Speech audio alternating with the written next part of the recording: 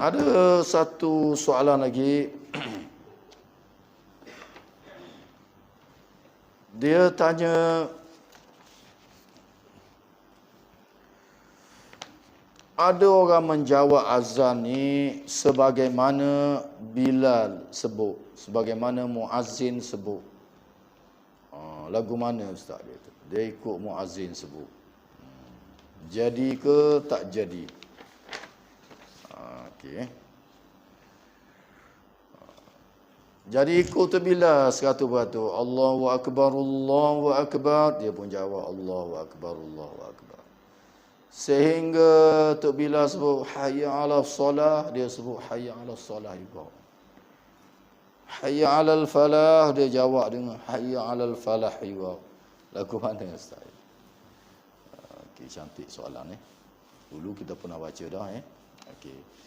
Jadi jika sekiranya ada orang yang berbuat demikian atau orang mengajar demikian, biarlah. Kerana hadis-hadis yang datang daripada Nabi SAW ada dalam bentuk dua. Yang pertama daripada Abu Sa'id Al-Khudri radhiyallahu taala anhu. Hadis ini ada dalam Sahih Bukhari dan lain-lain. Sahih serta hadisnya. Nabi kata, "Idza sami'tumun nidaa faqulu mithla ma yaqulul muazzin." Apabila kamu dengar seruan azan, maka hendaklah kamu mengata sebagaimana yang dikatakan oleh muazzin. Pekatui. Ada muazzin kata hayya 'alas solah, kata hayya 'alas solah maka sebahagian ulama berpendapat demikian. Jadi kalau ada orang kata gitu pun ya, tak salah Walau bagaimanapun mazhab kita Al-Imam Asy-Syafi'i rahimahullahu taala anhu, kerana ada hadis yang diriwayatkan daripada Muawiyah bin Abi Sufyan. Muawiyah bin Abi Sufyan dia jawab dengan sama macam muazzin, sehinggalah sampai kepada asyhadu anna Muhammadar Rasulullah.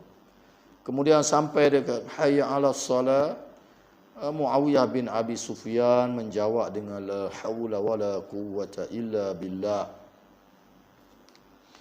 Bila ada orang tanya, dia kata hakadha sami'na nabiyyakum sallallahu alaihi wasallam yaqul. Kata Muawiyah, demikianlah kami dengar daripada nabi kamu ketika menjawab azan. Hayya 'alas salah, hayya 'alal falah, dijawab dengan la haula wala quwwata illa billahil aliyyil azim. Okey. Jumhur ulama, majoriti para ulama termasuk mazhab kita Al-Imam Asy-Syafi'i pegang hadis yang diriwayatkan oleh Muawiyah bin Abi Sufyan. Sebut sama macam Tok Bila, kecuali dekat hayya 'alas salah, hayya 'alal falah kita tukar dengan la haula wala quwwata illa billah. Tidak ada daya dan kekuatan melainkan pertolongan Allah Subhanahu wa taala. Dalam mazhab sebahagian ulama, dalam mazhab Hambali dan ulama-ulama yang sependapat dengannya, dia gabung dua-dua hadis ini, hayya 'alas salah, hayya 'alal falah. Dia sebut sebagaimana yang Bila sebut. Dia sebut hayya 'alas salah, kemudian dia tambah la haula wala quwwata illa billah. Dia tambah itu, dia gabung dua-dua. Hak Tok Bila sebut pun dia sebut, lepas tu dia tambah pula la haula wala quwwata illa billah. Hayya 'alas salah, kemudian dia sebut la haula wala quwwata illa billah.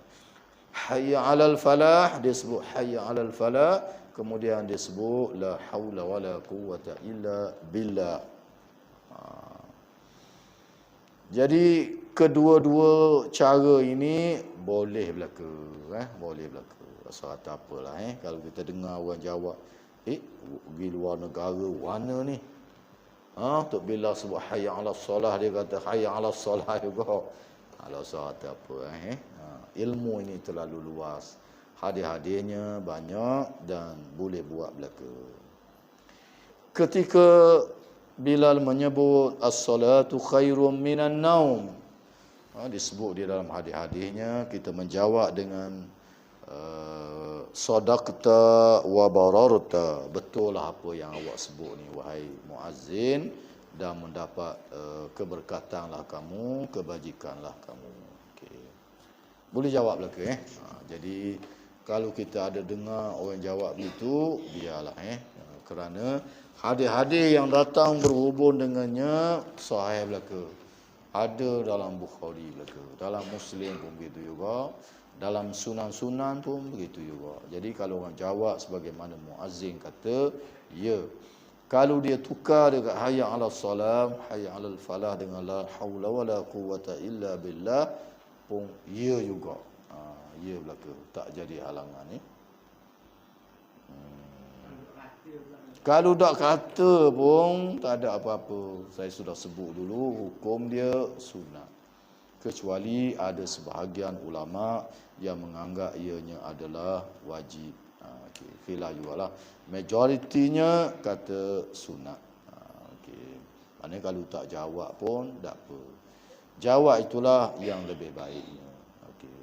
Kemudian kita berdoa dengan doa azan. Selepas habis jawab azan, dalam hadis Muslim kita dah baca dulu, Nabi suruh berselawat ke atas dia. Lepas tu barulah berdoa al-wasilah, tempat yang tertinggi bagi Nabi. Orang yang buat macam ni, kita dah baca dah hadis dulu, akan mendapat syafaat Nabi pada hari kiamat. Cuma dalam masyarakat kita ni, saya duduk perhati, ada tertinggal satu. Belajar kelas kafar dulu pun gitu juga. Ustaz-ustazah ni dah ajar. Satu lagi iaitu selawat. Hadis ini telah kita baca dulu dalam Sahih Muslim. Lepas jawab azan, hendaklah kita berselawat kepada Nabi. Hak ni kadang-kadang sebahagian orang kita tertinggal, tak selawat. Dia terus baca Allahumma rabb hazihi da'wati tammah hingga akhir. Jadi selawat tu juga adalah perintah daripada Nabi SAW. Siapa yang buat begitu, kata Nabi, dan minta al-wasilah, tempat yang paling tinggi bagi Nabi SAW pada hari kiamat kelak, maka wajiblah syafaatku ke atasnya. Hadis ini dah kita baca dulu dalam Sahih Muslim. Sebab berlaku masyarakat kita tak selawat ni, kerana itulah buku setengah-setengah buku tu tak ayat. Buku-buku kafar dia tak ayat. Dalam TV, dalam radio pun azan, dia tak ada ayat selawat ni. Habis je la ilaha illallah kan, dia sebut Allahumma rabb hazihi da'wati tammah selalu. Jadi hak ni dengar hari-hari, akhirnya menjadi ikutan dalam masyarakat. Sedangkan sahabat dengan hadis-hadis yang sahih, termasuk dalam Sahih Muslim yang telah kita baca dulu dalam bab azan, hendaklah lepas dengan azan Nabi suruh berselawat ke atas dia, lepas tu barulah minta al-wasilah, iaitu tempat yang paling tinggi kepada Nabi pada hari kiamat kelak. Nescaya wajiblah syafaat ke atasnya. Okey, jangan tinggal selawat. Al-wasilah ni tempat yang paling tinggi. Kalau kita tak minta pun Tuhan bagi pada Nabi. Memang hak Nabi dah. Tapi kalau kita minta, maka kelebihannya kembali pada kita.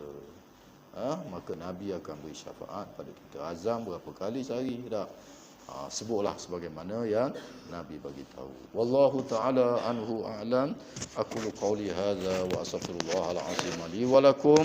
Wassalamu alaikum warahmatullahi wabarakatuh.